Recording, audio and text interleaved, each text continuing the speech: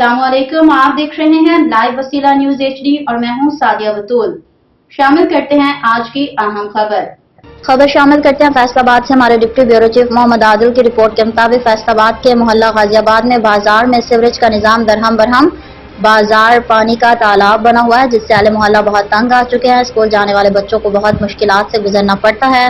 गली मोहल्ले में अगर किसी की फौतगी हो जाए तो जनाजा ले जाने के लिए बहुत दुश्वारी होती है, जिसके लिए गाड़ियों की जरूरत पड़ती है। मोहल्ले वालों का कहना है कि वासा हेल्पलाइन पर कई बार कंप्लेन भी की है, मगर अफसोस इस पर फैसलाबाद इंतजामिया ने कोई एक्शन नहीं लिया, कोई काम नहीं हुआ। पानी को खड़े हुए कई दिन गुजर चुके हैं, जिसकी वजह से मलेरिया समेत कई वबाई अमराज के बढ़ने में इजाफा हो रहा है। और अब तक इंतजामिया वासा म्यूनसिपल कमेटी के किसी भी अफसर के कान पर जू तक नहीं रेंगी। वज़ीर आला पंजाब मरियम नवाज शरीफ के बयान साफ सुथरा पंजाब के अहकामात को हवा में उड़ा दिया गया है।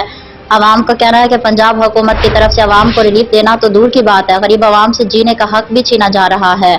हमारी वज़ीर आज़म मियां शहबाज शरीफ, वज़ीर आला पंजाब मरियम नवाज शरीफ, डिप्टी कमिश्नर फैसलाबाद से पुरजोर अपील करते हैं कि सीवरेज के देरीना मसले को फौरी हल करवाने के अहकामात जारी किए जाएं ताकि अवाम को रिलीफ मिल सके और अवाम सुख का सांस ले सके।